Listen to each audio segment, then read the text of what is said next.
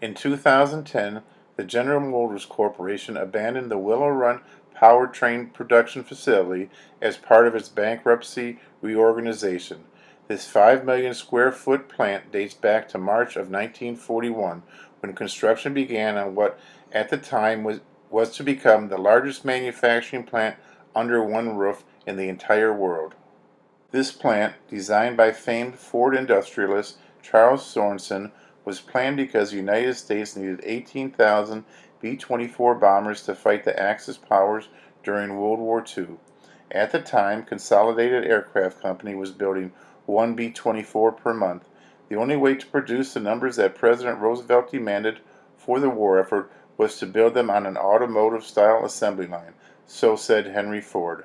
The President listened to him, looked at Sorensen's plans for what would become the Willow Run bomber plant, and after hearing Henry Ford say that he could build one B-24 an hour instead of one per B-24 per month, Roosevelt was convinced. Ford was given the largest contract ever signed to that point in time by the United States government, and Willow Run was born. Construction began in March of 1941, before Pearl Harbor. In just 18 months, Willow Run was built, and in September of 1942, the very first B-24 rode off the Willow Run assembly line. Once production got into full swing, Willow Run began operating 24 hours a day, 7 days a week. By late 1944, Willow Run was producing one B-24 every 55 minutes, 25 per day. Willow Run was the most significant and visible piece of the arsenal of democracy that was Detroit and Southeast Michigan. Without the most modern aircraft assembly technology in the world, at that time, that was a hallmark of Willow Run, the Allies would have had a difficult time winning World War II. Willow Run was a banner of success not only to the war effort, but also to the social fabric of Southeast Michigan. Thousands of workers came from all over the country to work at Willow Run. Over 70,000 people went through the workforce at Willow Run over 3.5 years of production, and many more tens of thousands worked at Willow Run after the war, all the way up to 2010. Ford brought women into the industrial workforce in large numbers for the very first time, and they were brought in equal pay and equal opportunity for advancement. Women made up almost half of the workforce, were supervisors and even test pilots flying the B-24s at Willow Run. The Rosie the Riveter story began at Willow Run when a young woman named Rose Will Monroe. It was a union workforce and integrated workforce. The University of Michigan was deeply involved in training workers and planning housing for numbers that overwhelmed the small towns and townships surrounding Willow Run. After the war, Ford sold the plant to Kaiser Frazer, and the U.S. government sold the airport to the University of Michigan. Kaiser Frazer built 800,000 automobiles at Willow Run, along with a 2-year run of the C-119 flying boxcar.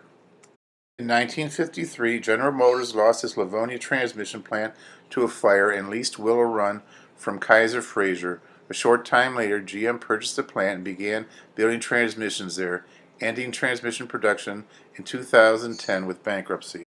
This plant has a tremendously proud history, and the surrounding towns and townships all played a significant role in the history of Willow Run.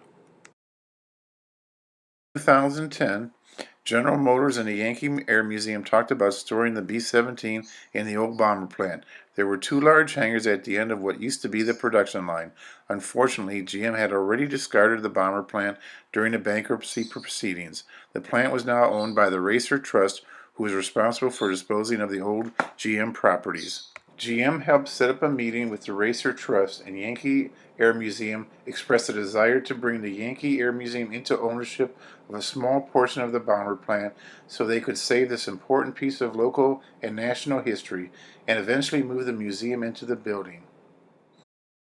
The Racer Trust was originally supposed to sell the Willow Run plant, but in 2012 it became apparent that no one wanted to purchase the bomber plant.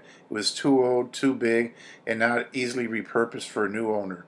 Racer made a decision to offer it to the Yankee Air Museum. Before the deal could be completed, the Yankee Air Museum had to prove it had the ability to raise funds necessary for eventually to restore and use the building. To save the bomber plant, raise the necessary funds, and October 30th, 2014, they closed on the purchase of 144,000 square feet of the old Willow Run Bomber Plant, along with 17 acres of land. Photo shows the outline in red of the 5 million square feet of the Bomber Plant and General Motors facility after demolition in 2014.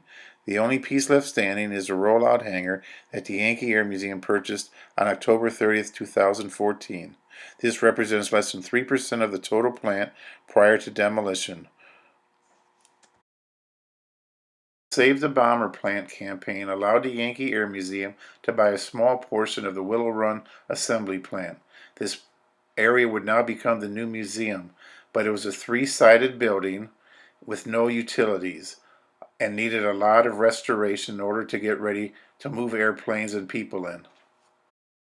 We are now done with the first year of construction, renovation, restoration of a very small piece of the historic Willow Run plant.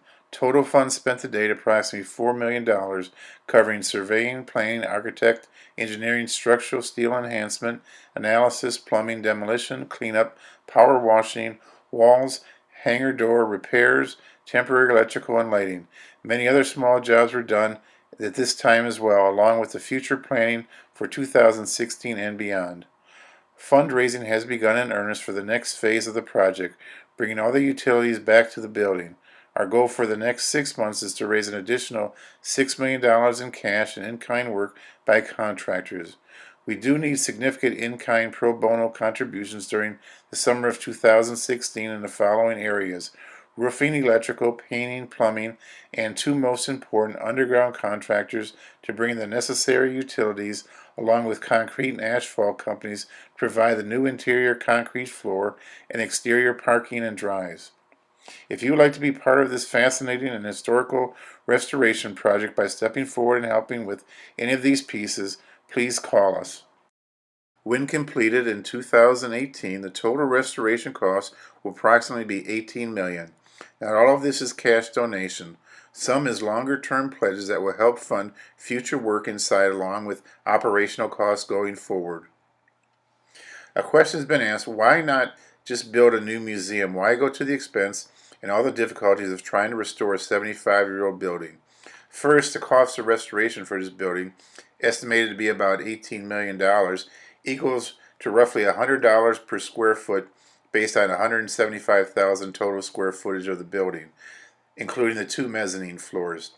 This also includes all the exterior site work, parking areas, and drives, as well as the cost of bringing all the utilities back to the building. Constructing a new building of this size would cost about the same per square foot, so there's little, if any, savings to having a new building built. Second, this building perfectly fits the needs of the museum. A big open building for all the aircraft we need to put inside for display. And we will actually be living in our biggest artifact, the Willow Run Bomber Plant. What better way to tell the fascinating stories of this facility than to live in it? Third, it was standing in its perfectly good building. Why tear down a perfectly good building when it can be repurposed as a new home for the Yankee Air Museum? In our way of thinking, far too many good buildings are demolished when they could have been repurposed. And last, this is a very historic structure.